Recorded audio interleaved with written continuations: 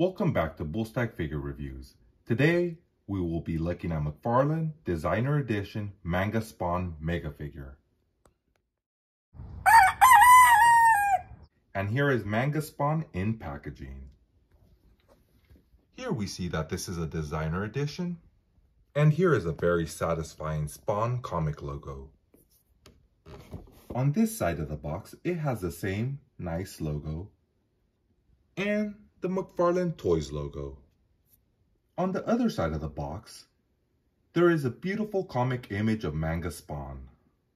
The back of the box has the same image, but it's expanded and you can see that necroplasm shield. He also comes with a mandatory 22 moving parts statement from McFarlane. And with that, let's open Manga Spawn. And here he is, open and looking immense. This figure was revamped from the original 90s Manga Spawn figure. I find him to be more appealing than the original. However, I wish McFarlane would have given him the box art image look instead of deviating from it.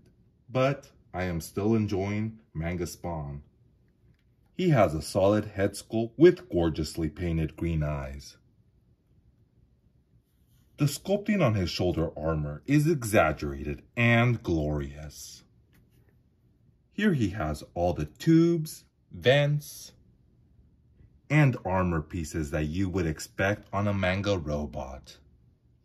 This boot is just ridiculously enormous and magnificent.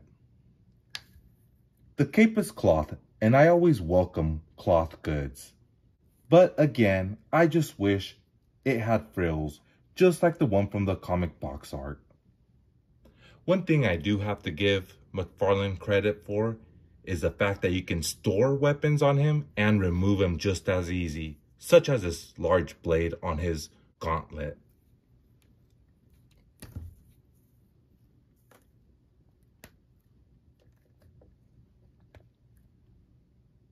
Overall, I'm very pleased to have this figure.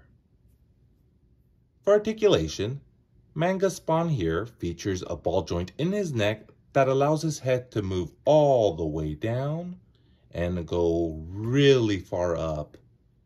His head can also rotate all the way around and has pretty good tilt. He has a ball joint in his shoulder that allows his arm to go in and out, and he can rotate it with a little bit of difficulty all the way around. This armor piece is on a ball joint, so it does allow it to have some flexibility. He does have a bicep cut in there, single jointed elbows. His hand can rotate and hinge. He seems to only have one ball joint in his diaphragm that allows him to move forward and back. He can tilt side to side and rotate. His leg can kick up, but just a little bit. There's a lot of hindrance from the sculpting. And it can kick back.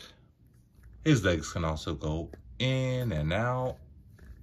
He does have thigh swivel, double jointed knees.